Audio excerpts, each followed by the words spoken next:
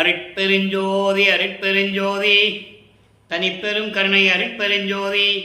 எல்லா உயிர்களும் இன்புற்று வாழ்க, வள்ளல் மலரடி வாழ்க வாழ்க, கொல்லா வருதம் குவளை எல்லாம் ஓங்குக, நல்லோர் நினைத்த நலம் பெறுக, நன்றி நினைத்த எல்லோரும் வாழ்க இசைந்து. உலக மக்களே, அறிவார்ந்த அன்பர்களே, ஆண்மநேய ஒருமைப்பாடுடைய அன்பர்களே, அருட்பெருஞ்சோதி ஆண்டவருடைய திருவிளையாடலை பார்த்து கொண்டிருக்கிறோம். அருட்பெருஞ்சோதி ஆண்டவர் ஆதியும் அனாதியுமாக தோன்றிய இறைவன், சுயமாக தோன்றிய இறைவன்.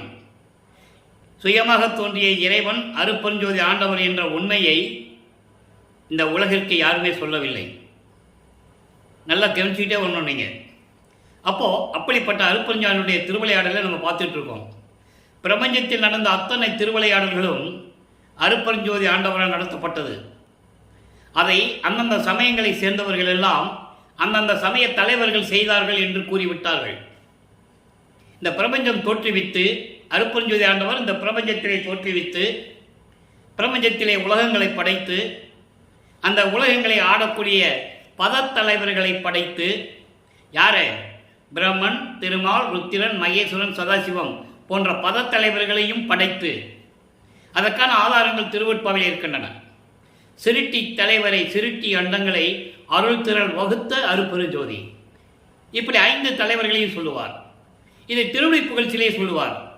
மறையவன் உலகை காக்கின்ற அதிகார வாழ்வை ஈந்தருளும் பதம் தெளிவாக சொல்வார். ஆக இப்படிப்பட்ட பதத்தலைவர்கள் எல்லாம் படைத்து அவர்களுக்கு 5 தொழில்களையும் கொடுத்து, படைத்தல், காத்தல், அருளல், அழித்தல், மறைத்தல், அருளல் போன்ற 5 தொழில்களையும் கொடுத்து இந்த பிரபஞ்சத்தை இயக்குவீர்களாக என்று கட்டளையிட்டார் அருட்பெருஞ்சோதி ஆண்டவர். ஆனால் நடந்தது என்ன? சமயங்களும் மதங்களும் மார்க்கங்களும் உருவாகின. இந்த சமயங்களையும் மதங்களையும் மார்க்கங்களையும் இந்த 4 யுகத்திலுமே, கிரேத யுகம், திரேத யுகம், துவார யுகம், கலியுகம், 4 யுகங்களிலுமே தோற்றுவித்தார்கள். சைவ சமயத்தை சேர்ந்தவர்களுடைய சைவ சமயத்தை சேர்ந்தவர்கள் சிவபெருமானை தலைவனாக உருவாக்கினார்கள். வைஷ்ணவ சமயத்தை சேர்ந்தவர்கள் விஷ்ணுவை தலைவனாக உருவாக்கினார்கள். இப்படி ஒவ்வொரு சமயத்தை சேர்ந்தவர்களையும் தலைவர்களாக உருவாக்கி, மார்க்கங்களையும் உருவாக்கி, மதங்களையும் உருவாக்கி, அவர்கள் கருத்துக்கு ஏற்றபடி, விளக்கத்துக்கு ஏற்றபடி அவர்களுடைய கர்த்தாக்களை என்பது தலைவர்களை உருவகப்படுத்தி ஆலயங்களை அமைத்து அதுக்கேற்றபடி வழிபாட்டு முறைகளை அமைத்து வழிபாடு செய்து விட்டார்கள். மக்கள் இன்றைய பகல் வரை அதை பின்பற்றி கொண்டிருக்கிறார்கள். அவர்களுக்கு தெரியாது யுகங்கள் அழிந்து விட்டது, சமயங்களுடைய மதங்கள் மார்க்கங்களுடைய நெறிகள் எல்லாம் ஒளிந்து விட்டது என்ற நிலை மக்களுக்கு தெரியாது. அந்த உண்மைகளை வல்லப்பமானவர்கள் திருவெட்பாவிலே நமக்கு அருளியிருக்கிறார்கள். அதை நாம் பார்த்து கொண்டிருக்கிறோம். ஆக இப்படியெல்லாம் யுகங்களும் இந்த சமயங்களோ மதங்களோ மார்க்கங்களும் அழிந்து போன பிறகு இந்த உலக மக்களுக்கென்று ஒரு மார்க்கம் வேண்டும். அந்த ஆன்மீக மார்க்கம் சமரசமாக இருக்க வேண்டும். உலக மக்கள் அனைவரும் சமரசமாக வாழ வேண்டும், இன்புற்று வாழ வேண்டும், உயிர்களிடத்தில் இரக்கத்தோடு வாழ வேண்டும் என்ற நிலையை உலக மக்களுக்கு தெரிவிப்பதற்காக தன் அருளால் பெற்றெடுத்த ஒரு செல்வ மகனை, செல்வ பிள்ளையை, அவர் வைத்த பெயர், அவர் மகனுக்கு வைத்த பெயர் செல்வப்பிள்ளை. அப்படிப்பட்ட ஒரு செல்வ பிள்ளையை இந்த பூலோகிற்கு ஒரு தாயின் வழியாக வருவிக்க செய்தார் அருட்பெருஞ்சோதி ஆண்டவர். நல்லா கவனிக்கணும், வருவிக்க செய்தார். பிறக்கல, அவதரிக்கல. ஆனால் 202 வருஷமாக தான் சொல்லிட்டு இருக்காங்க, பிறந்தாரு அவதரித்தாருன்னு. அப்படி கிடையாது. பிறக்கிறவனுக்கும் அவதாரம் எடுக்கின்றவனுக்கும் இறப்பு பிறப்பு உண்டு. வருவிக்கற்றவனுக்கு இறப்பு பிறப்பு இல்லை. அவர் ஒவ்வொரு யுகத்திலையும் இருந்தவர் என்பதை தெளிவாக திருவெட்பாவிலே நமக்கு அருளியிருக்கிறார்கள். அந்த உண்மைகளை யாரும் மறுக்க முடியாது, ஆதாரங்கள் உண்டு. அப்படிப்பட்ட நிலையில் மருதூர் என்ற ஒரு கிராமத்திலே ராமையா பிள்ளை சின்னையம்மையாருடைய அந்த குடும்பத்திலே தனது மகனை வருவிக்க செய்தார் அருட்பெருஞ்சோதி ஆண்டவர். இந்த 51 ஆண்டுகளையும் 1823ஆம் ஆண்டு தொடங்கிய திருவிளையாடல் 30/1/1874 இரவு 12 மணி வரையிலும் தொடர்கிறது. 51 ஆண்டுகள். காரணம், பிரம்மன், திருமால், ருத்திரன், மகேஸ்வருடைய ஆயுள் காலம் முடிந்தவுடனே அவர்கள் இறைவனடியை சேர்ந்து விட்டார்கள் என்பதை திருவெட்பாவிலே பாடல்களிலே உண்டு. இந்த சதாசிவம் தான் கடைசியில் 5 தொழில் செய்து கொண்டிருக்கிறார். அவருடைய ஆயுள் காலம் முடிவதற்கு 51 ஆண்டுகள் இருக்கிறது. ஆயுள் காலம் என்பது அவருடைய அருள் நிலை, அந்த காலம் முடிவதற்கு 51 ஆண்டுகள் பாக்கி இருக்கிறது. அதன் பிறகு இந்த பிரபஞ்சத்தை இயக்குவதற்கு ஒரு ஆள் வேணும்.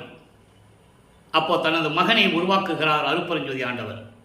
அப்படிப்பட்ட மகனை இந்த பூலோகத்திற்கு வருவிக்க செய்து, சமயங்களிலும் மதங்களிலும் மார்க்கங்களில் ஈடுபட செய்து, தன் மகனை பக்குவப்படுத்தி, சுத்த சன்மார்க்கம் என்னவென்று உலக மக்களுக்கு தெரியப்படுத்தி, எப்படியெல்லாம் அருளை கொடுத்தார் என்பதை தான் இந்த திருவிளையாடலில் நாம் பார்த்து கொண்டிருக்கிறோம். இது கதையல்ல, கற்பனை அல்ல. திருவெட்பாவிலிருந்து ஒவ்வொரு பாடல்களிலிருந்தும், ஒவ்வொரு பதிகத்திலிருந்தும், ஒவ்வொரு 8 ஆண்டுகளிலும், அதாவது 51 ஆண்டுகளை 8 8ஆக பிரிக்கிறார் அருட்பெருஞ்சோதி ஆண்டவர். 6 8 48. கடைசி 3 வருஷம்தான் மேட்டுக்குப்பம் சித்தி வளாகத்துக்கு போக போகிறோம். அங்கே தான் கடைசி 3 வருஷம். இப்போ இந்த 6 8களிலே ஒவ்வொரு 8 ஆண்டுகளிலும் நமது பிள்ளை பெருமான்கள் எப்படி இருந்தார்கள், அப்போ அவருடைய நிலை என்ன, எப்படிப்பட்ட நிலையில் இருந்து கொண்டிருந்தார்கள் என்பதை தான் பார்த்து கொண்டிருக்கிறோம்.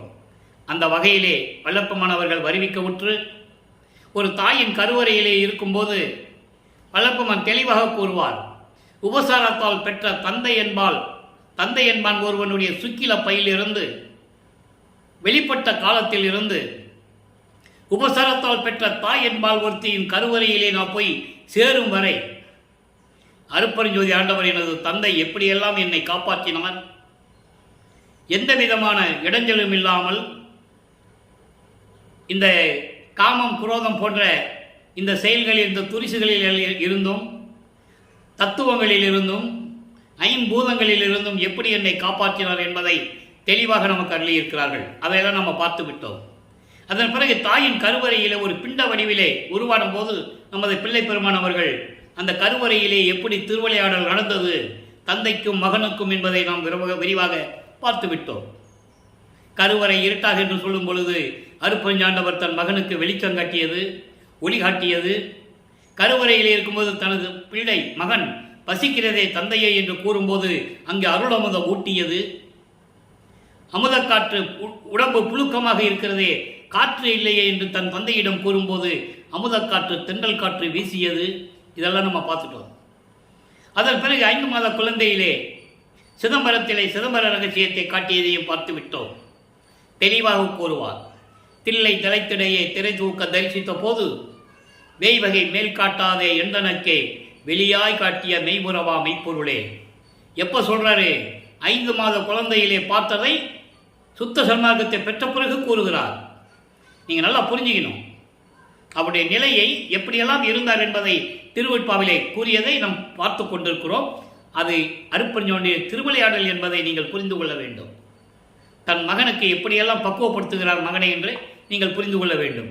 சரி, இப்போ வருவிக்க விட்டாச்சு, தாயின் வயிற்றிலிருந்து வெளியே வந்தாச்சு.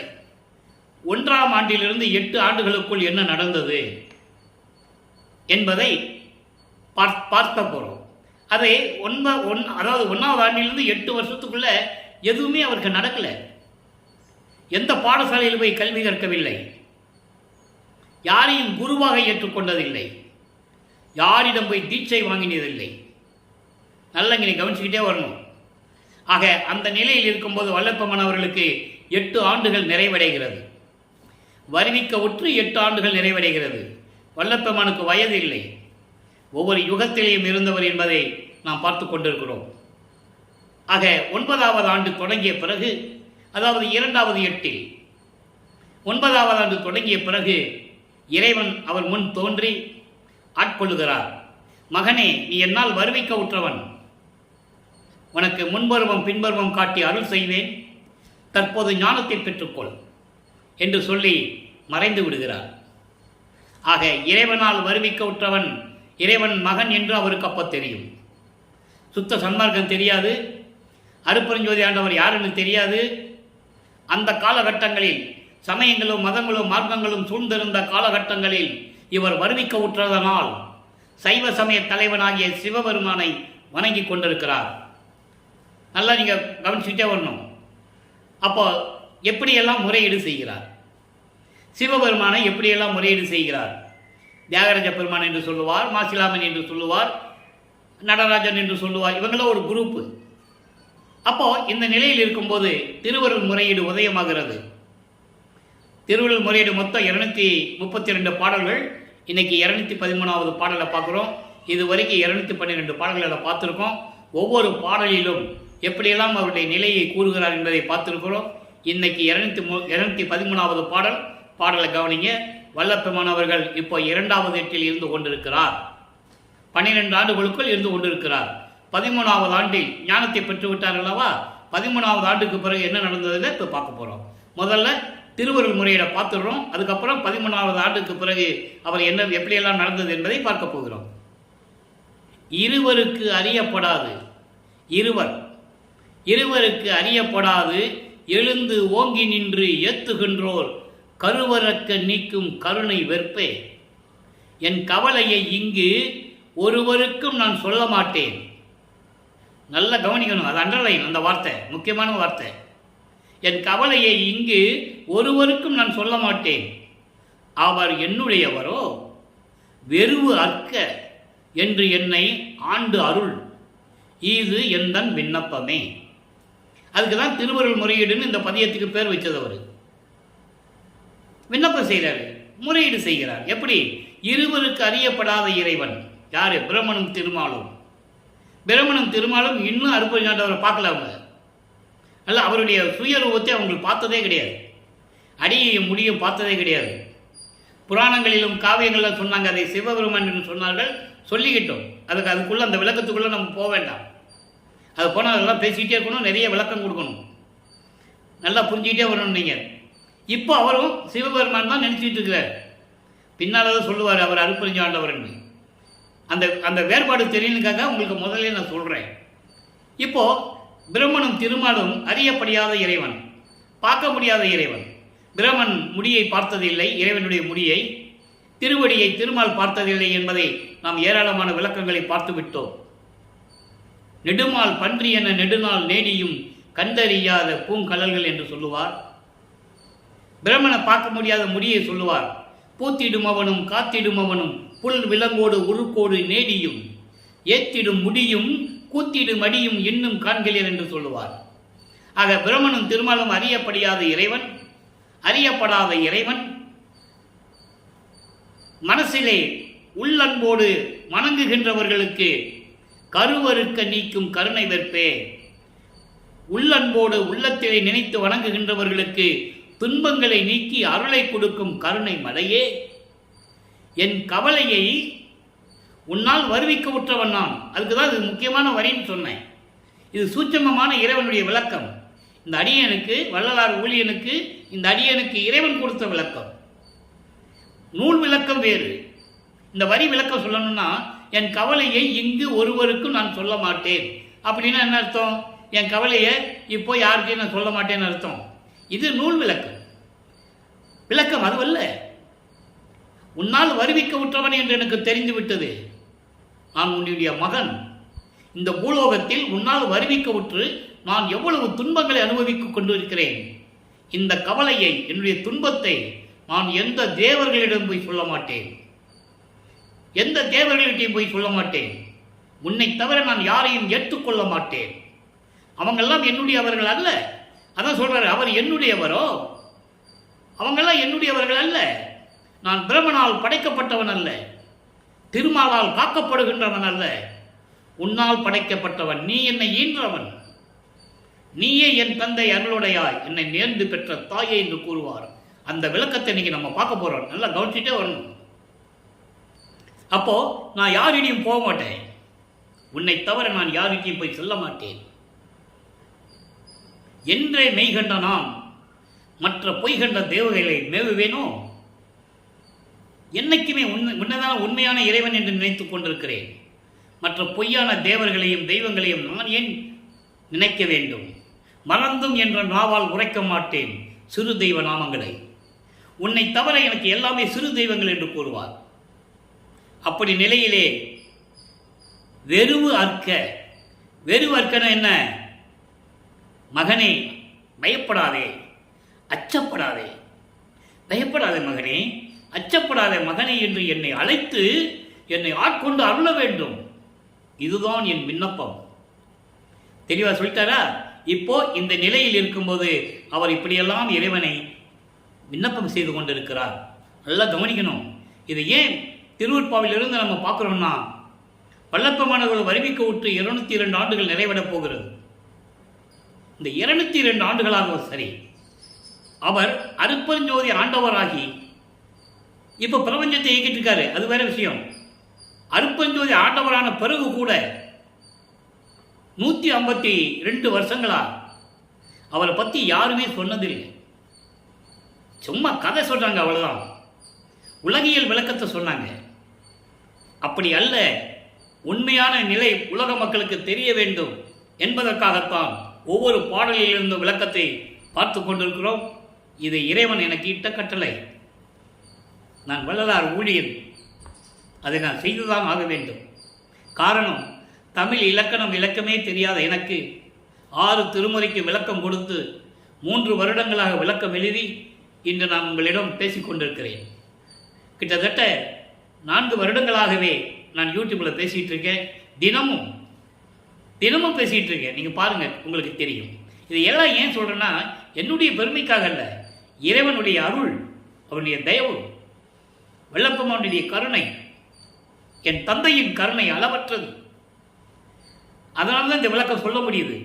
அப்போது நான் யாருக்கும் போக மாட்டேன், நீ சீக்கிரம் அஞ்சாதே மகனே என்று சொல்லி என்னை ஆண்டு அருள வேண்டும் என்று கூறுகிறார். இப்போ 13வது ஆண்டு தொடக்கத்தில் ஞானம் கிடைச்சிச்சு இல்லை? ஞானம் கொடுத்துட்டு போயிட்டாரு. மறைப்பு நிலையும் கொடுத்துட்டு போயிட்டாரு. மறைப்பு நிலை என்பது ஏற்கனவே அவர் பிரபஞ்சத்தில் எப்படி இருந்தார், எப்படியெல்லாம் தந்தையும் மகனும் உரையாடினார்கள் என்பதை பாடல்களிலே கூறுவார். அதை நம்ம பின்னால் பார்க்க போகிறோம். அப்பப்போ சமயம் வரும்போது அந்த பாடல் வரும். ஆனால் இப்போ இருக்கிற நிலை மறைப்பு நிலை அவருக்கு. இப்போ 13வது ஆண்டு முதலாக ஏழுகணர் பகுதியிலிருந்து திருவொற்றியூருக்கு நடந்து தான் போகணும். அவர் அப்போ எப்போ போனாலும் நடந்து தான் போகணும். அதுக்கு பிறகு பறக்கும் சக்தி, மறைகிற சக்தி எல்லாமே உண்டு அவருக்கு. திருவரையில் போய் கதவை தாழ்பால் போட்டு தான் அவர் மறையணும்னு இல்லை, ஏற்கனவே மறைந்து கொண்டிருப்பவர் தான். அந்த விளக்கத்தை இன்னைக்கு நம்ம பார்க்க போகிறோம். எப்படியெல்லாம் உலக மக்களிடம் பொய் சொன்னார்கள், எடுத்து சொன்னார்கள், உண்மையை சொல்லவில்லை. அதை தான் அந்த ஆதங்கத்தில் தான் வள்ளலார் ஊழியர் பேசிக் கொண்டிருக்கிற, வேற ஒன்றும் இல்லை. சொல்லி இருந்தால் இதுவரைக்கும் மக்கள் தெரிந்து கொண்டிருப்பார்கள் வல்லற்பெருமானை பற்றி. இப்போ பாருங்க, இப்போ திருவொற்றியூருக்கு போறாரு. அங்கே என்ன வேண்டுகிறார்? 2ஆம் திருமுறை உருவாகிறது. 113 பதிகங்கள், 1207 பாடல்கள். ஒவ்வொரு பாடலும் அவ்வளவு அருமையாக இருக்கும். இதுவரை 23 பதிகங்களை நாம் பார்த்திருக்கிறோம். 23 பதிகங்களுடைய ஒரு சுருக்கம். இவர் போகிறது அங்கே தேரஜபெருமானை இவர் ரோட்டில் இருந்து நேராக பார்க்குறது. நீங்கள் திருவொற்றியூருக்கு போனால் தெரியும், ரோட்டில் இருந்து பார்த்தாலே கோயில் தெரியும். பார்க்குறது, விண்ணப்பம் வைக்கிறது, ஒரு வேலையும் நடக்கலை. ஒரு வேளை திருமுல்லை வயலுக்கு போன அருளை வாங்கிடலாமோ அப்படி சொல்லி திருமுல்லை வயலுக்கு போவார். அங்கே மாசிலாமணி உருகுவார். ஒரு பிரயோஜனம் கிடையாது. அப்புறம் திருவெளித்தாயின்னு ஒரு இடம் இருக்குது, சென்னைக்குள்ளேயே இருக்குது, சிட்டிக்குள்ளேயே இருக்குது. அங்கே போவார். அங்கேயும் ஒரு பிரயோஜனம் இல்லை. கந்த துணியை கட்டிக்கிட்டு இருக்க, எனக்கு ஒரு கந்த துணியை கொடு, அப்பனும் பிள்ளையும் சேர்ந்து கட்டிக்கிட்டு ரோட்டில் நிற்போம். உலகம் என்ன சொல்லும்? பெத்த பிள்ளையை தெருவில் விட்டுட்டான்னு ஒன்றை தான் சொல்லும்.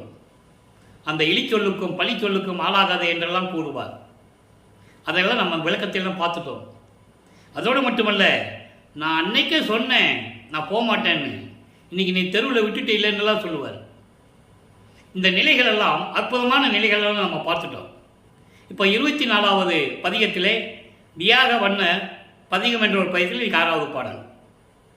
இவ்வளவு பெருமை உள்ள இறைவன் நீ, உலகை காக்கக்கூடிய இறைவன் நீ, உன்னை எப்படியெல்லாம் கூப்பிடுறாங்க, எப்படியெல்லாம் பேர் வச்சு கூப்பிடுறாங்க, எனக்கு மட்டும் நீ அருளை கொடுக்க மாட்டேன்ற.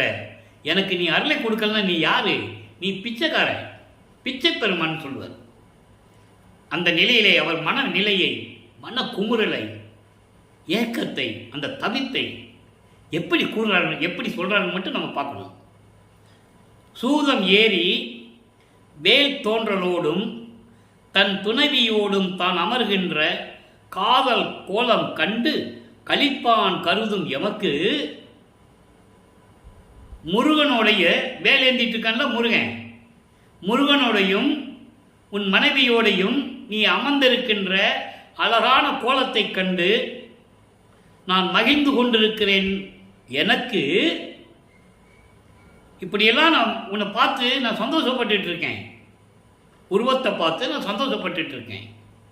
அப்படிப்பட்ட எனக்கு நீ அருளை கொடுக்காவிட்டால், ஒன்று அருளானேன், ஒரு அருளையும் கொஞ்சம் கூட கொடுக்கல. நீ வருவிக்க விட்டு 14 ஆண்டுகள் நான் கஷ்டப்பட்டுக்கிட்டு இருக்கேன்.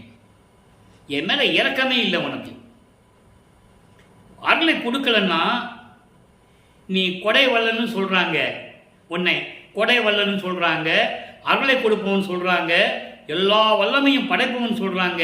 எப்படி சொல்கிறாரு? ஈதல் வல்லான் எல்லாம் வல்லான் இமையோர் அயன் மாலுக்கு இறையானான் வேதமல்லான் ஒற்றி தியாக பெருமான் நீ பிச்சை பெருமானே அப்படின்னு சொல்கிறார்.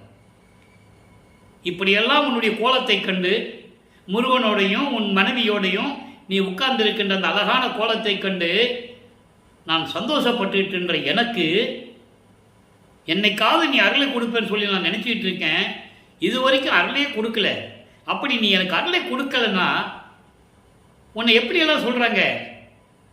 கொடை வல்லன் சொல்கிறாங்க, எல்லா அருள் வல்லமை உடையவன் சொல்கிறாங்க, தேவர்களுக்கெல்லாம் இறைவன் சொல்கிறாங்க, பிரமண திருமாலெல்லாம் உன்னை வணங்குறாங்கன்னு சொல்கிறாங்க, பேதம் இல்லாதவன் சொல்கிறாங்க, தியாகராஜ பெருமான் ஒட்டி திருவொற்றிலுக்கு தியாகராஜ பெருமான் சொல்கிறாங்க. சொல்லி என்ன பிரயோஜனம்? நீ ஒரு பிச்சை பெருமான். தெளிவாக சொல்கிறாரு. அப்போ அவர் மனசில் எவ்வளவு வருத்தம் இருந்திருக்கும் பாருங்க, எவ்வளவு கவலை இருந்திருக்கும். அப்பான்னு தெரிஞ்சு போச்சு, வருவிக்க விட்டவன் இறைவனால் வருவிக்க தெரிஞ்சு போச்சு. 16 ஆண்டுகள் வரைக்கும் எந்த விதமான அருளையும் கொடுக்கல, வெளியே சொல்லவும் முடியாது.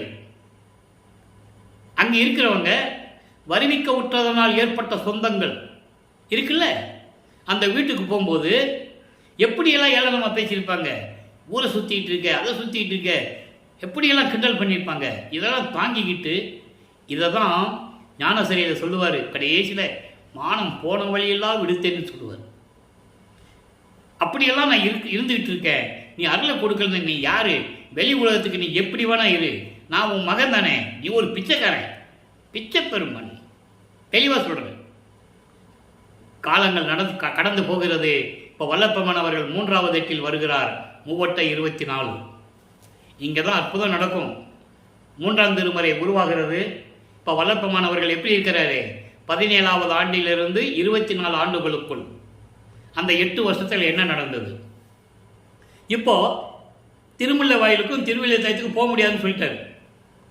அது ஒரு பாட்டில் சொல்லுவார். விளக்கத்தை பார்த்துட்டோம். நடந்து நடந்து காலெல்லாம் வலிக்குதுப்பா, என்னால் முடியல, மயக்கம் வருது, சோர்வாகுது, நான் போக முடியாது அப்படின்னு சொல்லி இப்போ திருவொற்றிலே இறைவனை வேண்டிக் கொண்டிருக்கிறார். 3ஆம் திருமுறை உருவாகிறது. 3ஆம் திருமுறை 19 பதிகங்களை கொண்டது. 18 பதிகங்களை பார்த்துட்டோம், நேற்றோட முடிஞ்சது. இந்த 18 பதிகங்களுடைய சுருக்கம், ஏன்னா இன்னைக்கு பார்க்குற புதுசாக பார்த்தாங்கன்னா உங்களுக்கு அந்த விளக்கம் தெரியணும். தியாகராஜ பெருமானை போற்றி பாடுறது ஒரு பிரயோஜனம் இல்லை. அப்புறம் தன்னுடைய மனக்கவலையை நாரையை தூதனுப்புறது, கிளிகளை தூதனுப்புறது ஒரு பிரயோஜனம் இல்லை. குறைச்சி பெண்கிட்ட போய் ஜோசியம் கேட்கறது, ஒரு ஜாதகம் பார்க்குறவங்க போய் ஜாதகம் கேட்கறது, எப்படி இப்படிப்பட்ட இறைவனை நம்ம நம்பி நான் இருந்துக்கிட்டு இருக்கேன், அவர் வருவாரா, எனக்கு அருளை கொடுப்பாரா, ஏற்றுக்கொள்வாரா, இந்த நிலைகளை நம்ம பார்த்துட்டோம். இன்றைக்கி 19வது பதிகம். 19வது பதிகம் பாருங்க, காதல் மாட்சி. இன்றைக்கி 1வது பாடல். காதல் மாட்சி என்பது காதலுடைய மேன்மையை பற்றி கூறுவது. இங்கே காதல் என்பது இவரை தலைவியாகவும் இறைவனை தலைவனாகவும் வர்ணனை செய்து உள்ளத்தை தோழியிடம் சொல்லுவது, அதாவது உள்ளத்தை தோழியாக வர்ணனை செய்து அந்த நிலையை தோழியிடம் சொல்லுவது போல உலக மக்களுக்கு சொல்லுகிறார். முதல்ல பாடலை பாருங்க, எப்படியெல்லாம் சிவபெருமான் தியாகராஜ பெருமான் இவரை பார்த்து ஓடுறாருன்னு பாருங்க. யாராவது சொல்லியிருக்காங்களா இது வரைக்கும்? வல்லப்பெருமானவர்கள் திருவொற்றியூரிலே 18வது ஆண்டிலே இருக்கும்போது வருவிக்க உற்று 18வது ஆண்டிலே திருவொற்றியூரிலே தியாகராஜ பெருமான் கோயில் இருக்கும்போது இவரை பார்த்து சிவபெருமான தெருவழியா ஓடுனாரு அப்படின்னு பாட்டில் சொல்லியிருக்காரு. அதை மக்கள்கிட்ட யாராவது சொல்லியிருக்காங்களா? சொல்லலை. புராணங்களிலும் காவியங்களிலும் சொல்லப்பட்டதெல்லாம் சொன்னாங்க. முருகன் சிவபெருமானுக்கு காதில் என்னமோ விளக்கத்தை சொன்னது, அதான் சுவாமிநாதன் மலை உருவாச்சின்னு ஒரு பேரெல்லாம் இருக்குது. இந்த விளக்கத்திலாம் சொன்னாங்கல்ல, எல்லாம் நடந்தது உண்மைதான், அது நம்ம மாற்று கருத்து இல்லை. வல்லப்பமானே சொல்கிறாரு, திருவருட்பாவில் சொல்கிறாரு. அப்போது மண்டியிட்டு சிவபெருமான் முருகன் சொன்னதை கேட்டான்னு சொன்னாங்கல்ல, இவர் அவர் பெத்த பிள்ளை பார்த்து தெருவில் ஓடினாருன்னு சொல்லணும்ல, ஓடுறாரு. இவர் சொல்கிறாரு. அந்த பாட்டை கவனிங்க. 10 பாடல்கள் 10 நாளைக்கு நம்ம பார்க்க போகிறோம். அருமையாக இருக்கும். ஒவ்வொரு பாட்டும் ஒரு விதமாக இருக்கும். திடனான் மறையார் திருவொற்றி தியாகர் அவர்தம் பவனிதனை மடனா மகன்று காண வந்தால் மலர்கை வலைகளை கவர்ந்து படனா கனியார் நம்மை திரும்பி பாராது ஓடுகின்றார். நாம் உடனே ஓடினாலும் அவர் ஓட்டம் பிடிக்க ஒண்ணாதே. தன்னை பெண்ணாக உருவகப்படுத்தியதனால் என்ன சொல்றாருன்னா, அதாவது 4 வேதங்களையும் தன் கையுக்குள் அடக்கி கொண்டிருக்கின்ற இறைவன், திருவொற்றியூரில் இருக்கின்ற தியாகராஜ பெருமான் அவருடைய பவனியை அதாவது ரொம்ப மகிழ்வோடு கவலைகளை எல்லாம் நீக்கி நான் மகிழ்வோடு காண வந்தால் என் கையில் இருக்கின்ற வளையல்களை பறித்து கொண்டு, எப்படி சொல்றாரு பாருங்க, கையில் அணிந்திருந்த வளையல்களை பறித்து கொண்டு, அதாவது படம் எடுக்கும் பாம்பை அணிகலனாக கழுத்திலே அணிந்து கொண்ட இறைவன் என்னை திரும்பி பார்க்காமல் ஓடுகிறார். ஏன் ஓடினாரு? பின்னால சொல்வார். ஓடுகிறார். நானும் அவர் கூட ஓடணும்னு நினைச்சா கூட அவர் ஓட்டத்தை பிடிக்க முடியாதே. இங்கு ஒரு விளக்கம் மறைந்து இருக்கிறது. அப்போ இவருக்கு பறக்கும் சக்தி இல்லை. அப்போ இவருக்கு பறக்கும் சக்தியோ இல்லை நினைச்ச இடத்துல இருக்கிற மாதிரி சக்தியோ அப்போ அவருக்கு இல்லை. தத்துவ சக்தி இல்லை. அப்போ தத்துவ சித்தின் பேர் இருக்கு. அப்போ இவர் ஓடுறாரு, பின்னாலே ஓடுறாரு, ஓட்டத்தை பிடிக்க முடியலன்னு சொல்றாரு. இது பாடல் விளக்கம். அதாவது இது உலக மக்கள் இதனால் அறிய வேண்டியது என்னவென்றால், இப்படிப்பட்ட இறைவன் வேதங்களை அடக்கி கொண்டிருக்கின்ற இறைவன், திருவொற்றியூரில் இருக்கின்ற தியாகராஜ பெருமான், அவருடைய பவனியை நான் பார்ப்பதற்காக திருவொற்றியூரில் நின்று கொண்டிருக்கிறேன். இதற்கு முன்னால் காட்சி கொடுப்பார், மறைந்து விடுவார். இப்போ அவரை எப்படி பிடித்து விட வேண்டும் என்ற நோக்கத்தில் நாங்கள் இருக்கும்போது என்னை பார்க்கிறார். திடீரென்று ஓடி வருகிறார். என்னுடைய மேலாடையை மேலே துண்டு போட்டிருப்பார், கீழே ஒரு துண்டை கட்டியிருப்பார், மேலே ஒரு துண்டு மூடி இருக்கணும்ல, உடம்பை மூடி இருப்பார். அந்த துண்டை உருவிக்கொண்டு ஓடுகிறார். தெருவழியாக ஓடுகிறார். நானும் ஓடுறேன். அவர் ஓட்டத்தை என்னால் பிடிக்க முடியுமா? உலக மக்களே, நான் வருவிக்க விட்டு இந்த ஆண்டுகளிலெல்லாம் இப்படியெல்லாம் நடந்து கொண்டிருக்கிறது. என்னை பார்த்து ஓடுகிறார். நில் என்று சொன்னாலும் நிற்பதில்லை. இதை பின்னாளில் ஒரு பாடலிலே சொல்லுவார். அந்த பாடல் விளக்கம் வரும்போது உங்களுக்கு புரியும். உன்கிட்ட நான் சிக்க மாட்டேன். நான் சிக்கினேன், நீ கேட்குற கேள்விக்கு என்னால் பதில் சொல்ல முடியாது. மகாதேவ மாலையில் சொல்லுவார். அதை அந்த பாடல் விளக்கம் வரும்போது உங்களுக்கு புரியும். அப்போது அவர் சொல்லுவார், ஓடாதீங்க அப்படின்னு சொல்லும்போது, இறைவா ஓடாத, எங்கள் அப்பா ஓடாதன்னு சொல்லும்போது, உங்ககிட்ட நான் சிக்க மாட்டேன், நீ கேட்குற கேள்விக்கு என்னால் பதில் சொல்ல முடியாது, பின்னாளில் பார்த்து கொள்ளலாம் என்று ஓடி விடுவார். அப்போது இவரை பார்த்து தியாகராஜ பெருமான் சிவபெருமான் ஓடுகிறார். ஏன் பதில் சொல்ல முடியாது? அதுக்காக தான் 4ஆம் திருமுறையில் வரும் அந்த பதில் இப்போ நான் சொல்ல போகிறேன். ஏன் ஓடினாரு? மகனை பார்த்து ஏன் ஓடுறாரு? இவங்கிட்ட சிக்கினா என்ன ஆகும் என்ற நிலையை நாம் ஏற்கனவே 4ஆம் திருமுறையில் பார்த்துட்டோம். அந்த விளக்க சுருக்கத்தில் வரும். ஆக இவரை பார்த்து தியாகராஜ பெருமான் தெருவழியாக ஓடுகிறார். இப்போ வல்லப்பெருமான் அவர்களுக்கு 3வது இருந்து கொண்டிருக்கிறார். 24 ஆண்டுகள் ஆயிடுச்சு. வருவிக்க விட்டு 24 ஆண்டு ஆயிடுச்சு. நான் ஏற்கனவே கூறியதுதான், வல்லப்பெருமானுக்கு வயதில்லை. அவர் ஒவ்வொரு யுகத்திலையும் இருந்தவர். அப்போது 4வது அடியெடுத்து வைக்கிறார். 4 8 32. இப்போ 4×32 25வது ஆண்டிலிருந்து 32 ஆண்டுகளுக்குள் என்ன நடந்தது? இந்த 8 ஆண்டுகள் என்ன நடந்தது? மிகவும் முக்கியமானது. இவருக்கு திருமண ஏற்பாடுகள் நடந்து கொண்டிருக்கிறது. உலகியலிலே சொன்ன விளக்கம் வேறு. கல்யாணம் பண்ண சொன்னாங்க அக்கா பொண்ணை, இவர் வேண்டான்னு சொன்னார். இல்லை நீ ஊர் சுற்றிக்கிட்டு இருக்க, எப்படி பொறுப்பு இல்லாமல் ஊர் சுற்றிக்கிட்டு இருக்க, உனக்கு ஒரு கல்யாணம் பண்ணி வச்சாதான், ஒரு கால் கட்டு போட்டாதான் நீ ஒழுங்காக இருப்ப அப்படின்னு நாங்கள் முடிவு பண்ணிட்டோம், அக்கா பொண்ணை கல்யாணம் பண்ணிக்கோ. இவர் முடியாதுன்னு சொல்கிறாரு. அப்போ ஏதோ ஒரு பஞ்சாயத்துக்கு போகிறாங்க ஒரு முனிவர்கிட்ட. அந்த முனிவர் யார்? அருப்பெருஞ்சோதி. அதை நீங்கள் நல்லா புரிஞ்சுக்கணும். ஒரு முனிவர்கிட்ட கூட்டு போகிறன்னு சொல்லுவாங்க உலகியல்ல. அவர் யார்? அவர் அருப்பெருஞ்சோதி. அவர் பேர் ராமலிங்கன்னு சொல்லுவாங்க. புரியுதா உங்களுக்கு? அவர் அருப்பெருஞ்சோதி ஆண்டவர். இவர் மற்றவங்களுக்கு யாருக்கும் தெரியாது.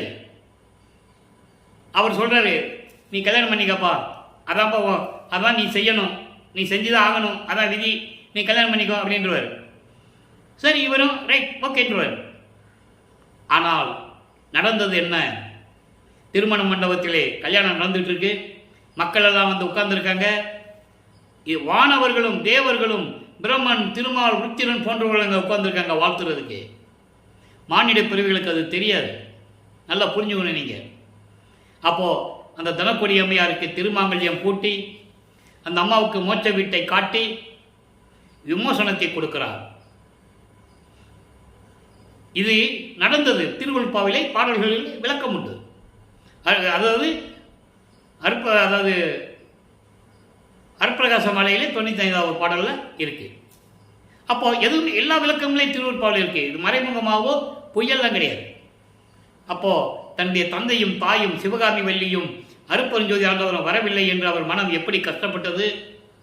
அதன் பிறகு முதல் நாள் இரவிலே மணமக்களை எப்படி வந்து அருப்பெருஞ்சாண்டவர் சிவகாமி வள்ளியும் 2 குதிரை மாட்டின தேரில் வந்து வாழ்த்தினார்கள். எல்லாம் திருவள்ளுப்பாவில் இருக்கு. அங்கங்கே இருக்கும். அந்தந்த விளக்கங்களை எடுத்து நான் ஏற்கனவே சொல்லியாச்சு. ஆனால் உலகியலில் சொல்லுவாங்க, திருவாசக புத்தகத்தை தலையில் சுமந்து கொண்டு போய் கொடுத்தாரு, அந்த அம்மா படித்தாங்க, விடிஞ்சு போச்சுன்னு சொல்லுவாங்க. விடிஞ்ச பிறகு இவர் வெள்ளாடை போட்டுக்கிட்டு இருந்துட்டாரு, வேறு வழி இல்லை அப்படின்லாம் சொல்லுவாங்க. அது அந்த விளக்கத்துக்குள்ளே நம்ம போக வேண்டாம். ஏன்னா பல விதமாக சொல்லுவார்கள். எத்தனையோ பேர் விளக்கங்கள் எழுதியிருக்கிறார்கள்.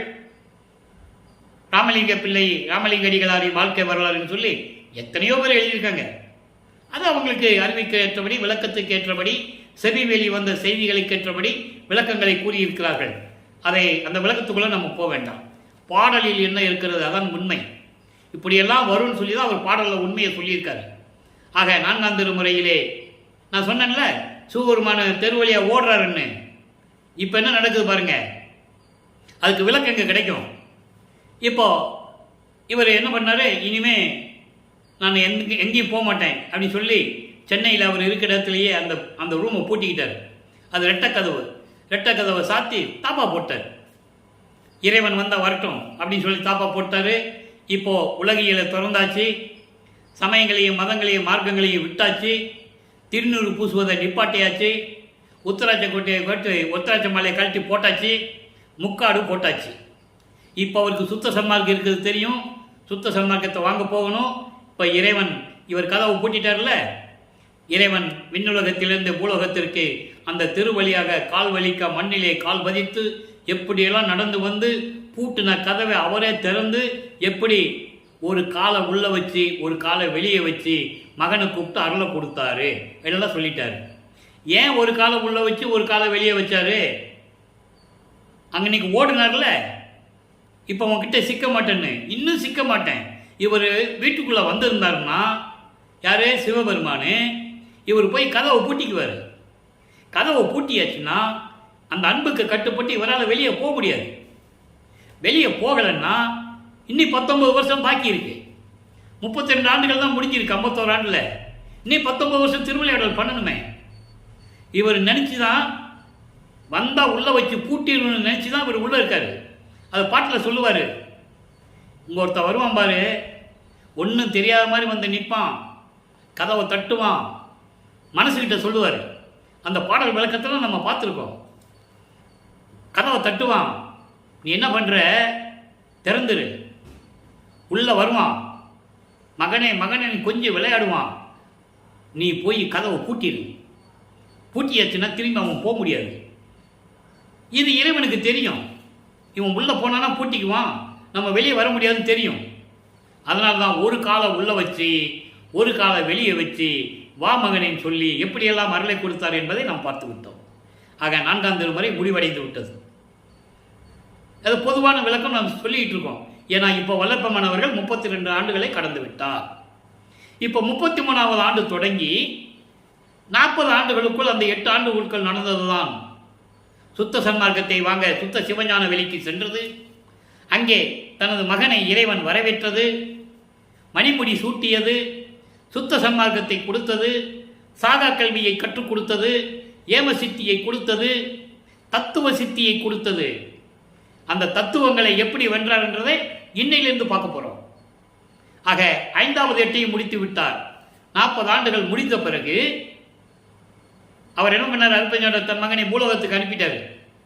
அங்கே இருக்கும்போது மகுடம் சூட்டி எப்படி இருக்கணுமோ அப்படி இருப்பார். பூலோகத்துக்கு வரும்போது வெள்ளை ஆடை அணிந்து முக்காடு போட்டுக்குவார். அப்படிதான் இருக்கணும், காலத்தின் கட்டாயம். அப்போ கரும்புலிக்கு தான் நேரம் வராரு. அங்கே 9 ஆண்டுகள் இருக்கிறாரு.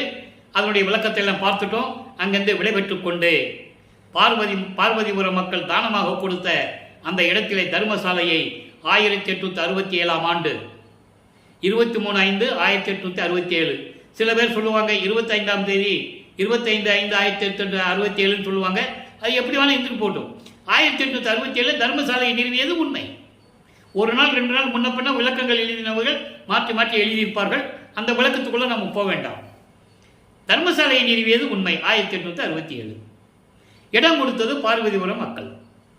ஆக அன்று ஒரு நாளிலே தர்மசாலையை நிறுவி அங்கே அணையா அடுப்பை ஏற்றி ஜீவர்களுக்கு பசியாற்றிக் கொண்டிருக்கிறார் வல்லப்பெருமானவர்கள். இப்போ வல்லப்பெருமானவர்கள் 41வது ஆண்டிலிருந்து 48 ஆண்டுகளுக்குள் இருந்து கொண்டிருக்கிறார். இப்பதான் இப்போ நிலுவையில் நம்ம பார்த்துக்கிட்டு இருக்கோம். அப்போ 41வது ஆண்டிலிருந்து 48 ஆண்டுகளுக்குள் என்ன திருவிளையாடல் நடந்தது? வருவிக்க உற்ற 8 ஆண்டுகள் வரைக்கும் ஒன்றும் இல்லை. 9வது ஆண்டிலிருந்து 16 ஆண்டுகளுக்கும் ஒன்றும் இல்லை. 2வது 8லேயும் ஒன்றும் இல்லை. 3வது 8 17வது ஆண்டிலிருந்து 24 ஆண்டுகளுக்குள்ளேயும் ஒன்றும் இல்லை. 4வது ஆண்டில் 25வது ஆண்டில் தான் இறைவனுடைய திருவிளையாடல் நேரடியாக நடக்கிறது. அதுக்கு முன்னால் கொஞ்சம் கொஞ்சம் மறைமுகமாக நடந்திருக்கு. சொல்லுவாங்க, இவர் நடந்து போனார் வியாசர் படியில், அங்கே ஒரு பாம்பு வந்தது, எல்லாரையும் பயந்து ஓடினாங்க, கடிக்க வருதுன்னு சொல்லி இவர் நின்னாரு, இவரை பார்த்த உடனே பாம்பு அப்படியே திரும்பி போயிடுச்சு. இது இவருக்கு தெரியாமையே நடந்த திருவிளையாடல்கள். அங்கே ஒரு கோயில் கூட சின்ன ஒரு அந்த பேசன் பிரிட்ஜ் பக்கத்தில் ரயில்வே பிரிட்ஜ் ஒன்று இருக்கும். பேசன் பிரிட்ஜ் ரயில்வே நிலையம் இருக்கும். இந்த பக்கம் ஒரு பிரிட்ஜ் இருக்கும். அதுக்கு சென்ற ஒரு சின்ன ரூம் ஒரு கட்டி வச்சுருப்பாங்க. நான் பார்த்து கிட்டத்தட்ட 30 வருஷத்துக்கு மேலே ஆயிடுச்சு. இப்போது பெருசாக இருக்கும்னு நினைக்கிறேன். அப்போது இப்படியெல்லாம் இவருக்கு தெரியாமல் திருவிளையாடல்கள் நிறைய நடந்தது. மழை பெய்யும், இவர் மேலே விழுகாது. அப்போ எல்லாரும் பார்த்து ஆச்சரியப்படுவாங்க. அந்த நிலையை உருவாக்கி கொடுத்தார் இறைவன் மகனுக்காக. அது தெரியாமல் நடந்த திருவிளையாடல்கள். அதுக்கப்புறம் இப்போ 40 இங்கே தர்மசாலையில் இருக்கும்போது என்ன நடந்ததோ இப்போ நம்ம பார்த்துட்டு இருக்கோம்.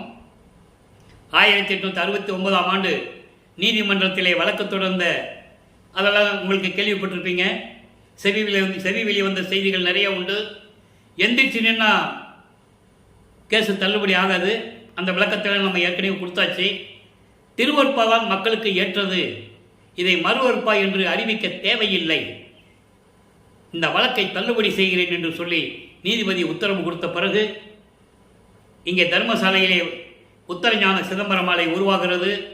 அதனுடைய பாடல்களுடைய விளக்கத்திலே பார்த்தோம். அதன் பிறகு இந்த பெருவெளியை எப்படி பெற்றுக்கொள்வது, இப்படி இங்கே எப்படி சத்தியஞான சபையை நிறுவுவது என்ற நிலைகள் எல்லாம் தர்மசாலையிலே இருக்கும்போது நடக்கிறது. அதற்கான ஆதாரங்கள் எல்லாம் திருவருட்பாவிலே உண்டு. சாலை வழியாக தான் சபைக்கு செல்ல வேண்டும் என்று கூறுவார். பாடலிலே கூட உண்டு. என்றால் பசியோடு வருகின்றவர்களுக்கு இறைவனுடைய அருமை தெரியாது. அவன் எப்பவுமே பசியோடு என்ன இருக்கும், பசிக்குதே நினைப்பானே தவிர இறைவனை வழிபட முடியாது. அப்போது தர்மசாலையிலே பசியாற்றிவிட்டு இறைவனை வணங்குகள் என்ற நிலையை உருவாக்க வேண்டும்.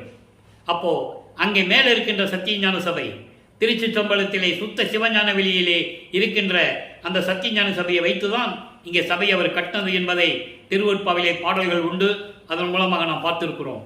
அதான் சபையை என்னுள் கண்டனன் என்று கூறுவார். ஆக இப்போ இங்கே தர்மசாலையில் இருக்கும்போது அவர் சில பாடல்களை எல்லாம் நமக்கு உருவாக்கி கொடுத்திருக்கிறார்கள். அதை என்னன்னு இப்போ பார்த்துக்கிட்டு இருக்கோம்.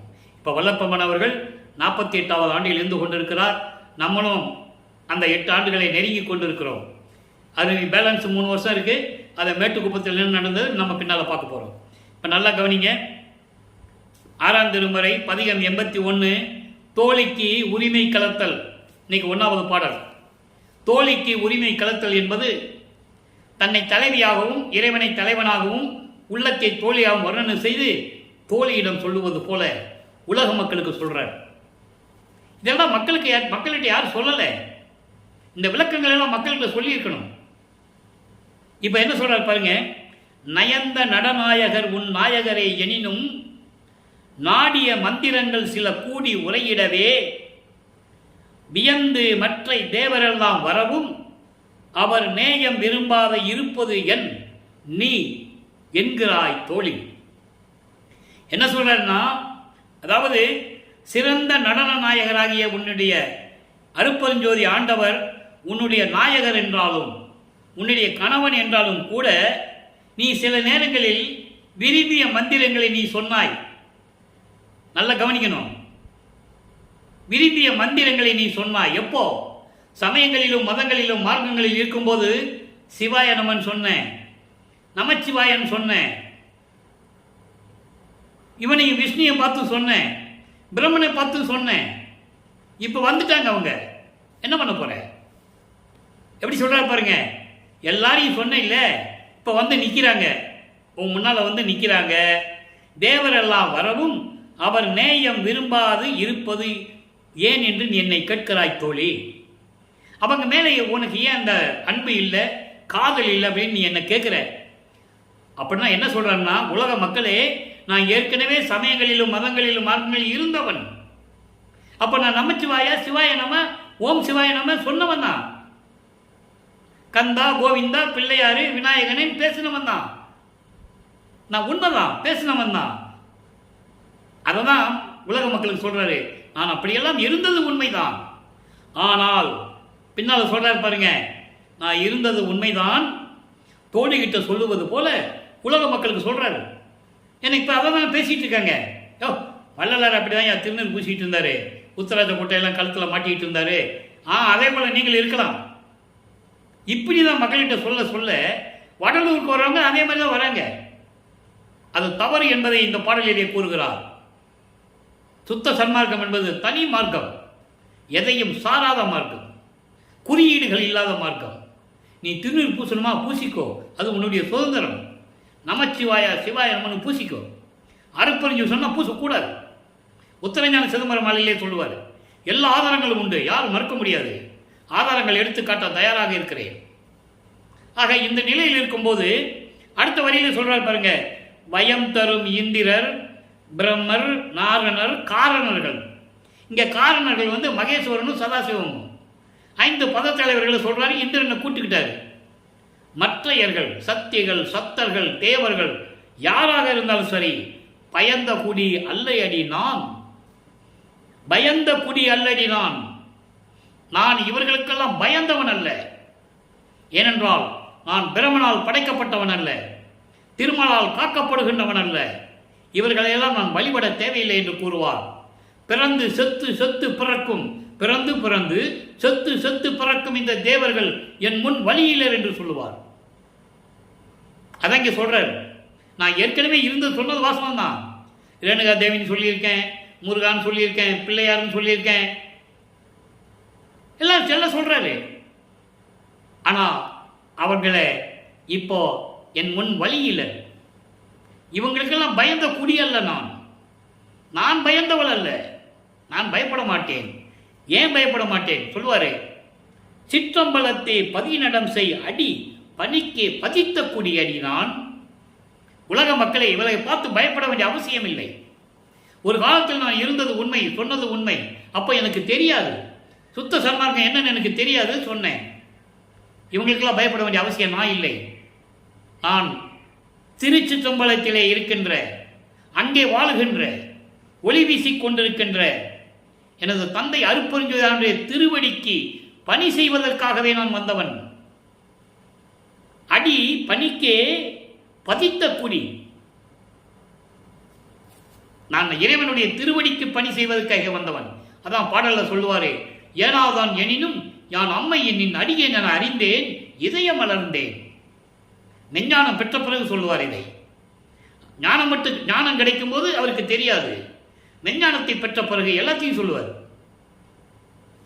ஆக அடுத்து பாருங்க, தத்துவ வெற்றி. இப்ப இதை சொல்லிட்டாரா? நான் இருந்தது உண்மை, நான் எல்லாரையும் கூப்பிட்டது உண்மை, பேசினது உண்மை. ஆனால் இப்ப நான் உங்களுக்கு பயப்படணும்னு அவசியம் இல்லை. ஏனென்றால் நான் இறைவனால் வருவிக்க உற்றவன், நான் அவருடைய திருவடிக்கு பணி செய்ய வந்தவன் என்று சொல்லிட்டார். இப்ப தத்துவங்களை எப்படி ஜெயிக்கிறார் சொல்லணும்ல. 99வது பதிகம் தத்துவ வெற்றி. 1வது பாடல் இன்னைக்கு. திருவளர் பேரருளுடையான் பேரருளுடையான் சிற்றபையான் எல்லாம் செய்யவல்ல தனி தலைமை சித்தன். எல்லாம் அருட்பெருஞ்சாண்டவர் சொல்றார்.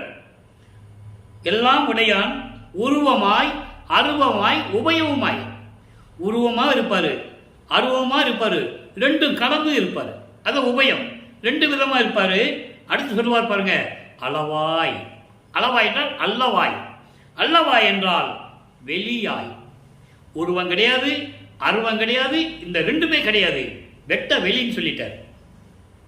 அதை தான் 5 மாத குழந்தையில் இருக்கும்போது சிதம்பரத்திலே சிதம்பர ரகசியத்தை காட்டியது தன் மகனுக்கு. அல்லவாய் என்றதுக்கு அதான் பொருள். வெளியாய் இருப்பார். வெளியாய்னா ஒண்ணுமே இல்லைன்னு அர்த்தம். வெட்ட வெளி. ஓங்கம் அருட்பெருஞ்சோதி ஒருவன் உண்டே. அருட்பெருஞ்சோதி ஆண்டவன் ஒருத்தர் இருக்கிறாரு.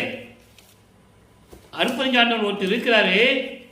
அவர் தம் பெருமையினால், நல்லா கவனிக்கணும், அவருடைய பெருமையினால் என்னை ஈன்றான்.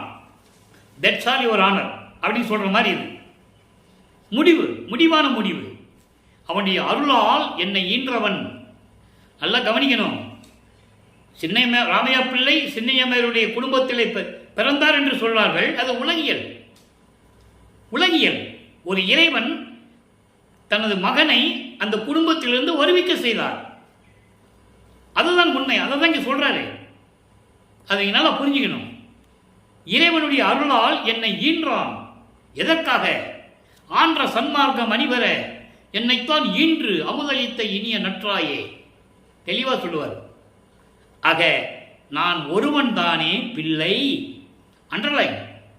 நான் ஒருவன் தான் அருட்பெருஞ்சோதியாருக்கு பிள்ளை, வேற யாருக்கு நான் பிள்ளை கிடையாது. தெளிவா சொல்லிட்டாரா? மக்கள்கிட்ட சொல்லணும். இதை மக்கள்கிட்ட சொன்னது முக்காடு போட்ட சாமியார்னா ஏதோ சோறு போட சொன்னாரு. மக்கள் அதான் நினைச்சிட்டு இருக்காங்க. சித்தி வளர்த்தவர்கள் இதென்ன சமாதியான்னு கேட்கிறான். எப்படி இன்னும் நடந்துட்டு இருக்கு. அனுபவத்தை சொல்றேன்.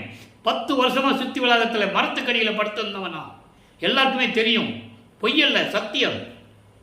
கைகால் விளங்காமல் சித்தி வளாகத்திலே அந்த மேடை பக்கத்தில் ஒரு நவாமரம் இருக்கும். அந்த மரத்துக்கடியிலே படுத்திருந்தவன் நான். வந்தவங்களும் அப்படிதான் சொல்லுவாங்க.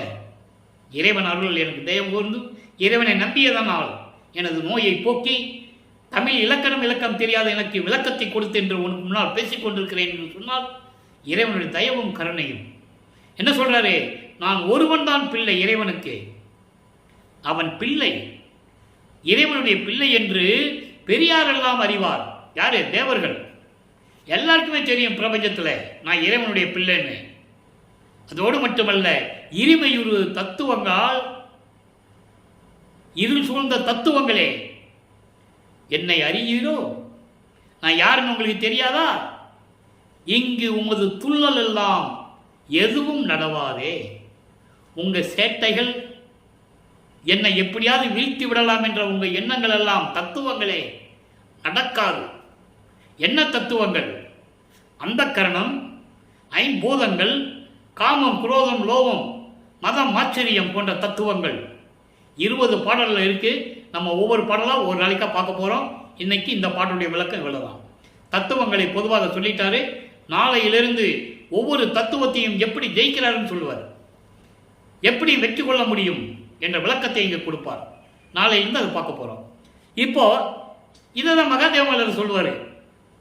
எப்படி 87வது பாட்டில் சொல்லுவார், ஆதாரங்களோடு கூறுகிறேன். மகாதேவ மாலை 87வது பாட்டில், என் பெருமானை நின் விளையாட்டை நான் என்னென்னு சொல்லுவேன், உன் திருவிளையாடலை நான் என்னென்னு சொல்லுவேன். உன் பிள்ளையை கொண்டு போய் ஒரு தாயின் கருவறையில் சதையும் பிண்டமும் ரத்தமும் சூழ்ந்த அசிங்கமான இடத்துல, துர்நாற்ற இடத்துல கொண்டு போய் வச்சுட்டியே, அங்கே என்னென்ன நடந்துச்சு தெரியுமா? தத்துவங்கள் எல்லாம் என்னை எப்படி துன்புறுத்தின, அப்படி ஏன் என்னை வளர்த்த, நேர நெத்திக்கண்ணிலிருந்து கொண்டு வந்திருக்கலாமே சொல்லுவார். இந்த விளக்கங்களை எல்லாம் பார்க்க போகிறோம். இந்த நிலைகளிலிருந்து வல்லப்பமானவர்கள் எப்படி தத்துவங்களை விண்பென்றாலும் நம்ம பார்க்க போகிறோம். அடுத்து சுத்த சிவநிலை 26வது பாடல் எப்படி சொல்றார் பாருங்க. சத்தியம் செய்கின்றேன் சகத்தீர் அறிமின்கள். சத்தியம் சொல்றேன் உலக மக்களே, நீங்கள் தெரிந்து கொள்ளுங்கள். சித்தியெல்லாம் வல்லம் சிவம் ஒன்றே, நித்தியம் என்று எண்ணும் எண்ணத்தாலே நாம் எண்ணமெல்லாம் கைகூடும். நினைச்சாலே போதுமா? நீதான் இறைவன் அருட்பெருஞ்சோதி ஆண்டவரே, நீ அழிவில்லாதவன், சுயமாக தோன்றிய இறைவன் என்று நீங்கள் நினைத்து விட்டாலே, நினைத்தாலே போதுமா? நினைத்து விட்டாலே நம் எண்ணமெல்லாம் கைகூடும். சத்தியமாக சொல்லுகின்றேன், நன்னுமின், நன்னுமின்னா விரைவில் வாருங்கள். பத்தேன் என்று நான், பத்தேன்னா இறைவனிட்டு சொல்றாரு, நான் உனக்கு பக்தனாகிவிட்டேன், உனக்கு அடியவனாகிவிட்டேன், உன் நெறிகளை நான் பின்பற்றி கொண்டிருக்கிறேன், சுத்த சன்மார்க்கத்தை நான் வாங்கிக் கொள்ளுகிறேன் என்று விரைந்து வாருங்கள் என்று சொல்லுகிறார். அடுத்து பாருங்க, சமாதி வற்புறுத்தல்.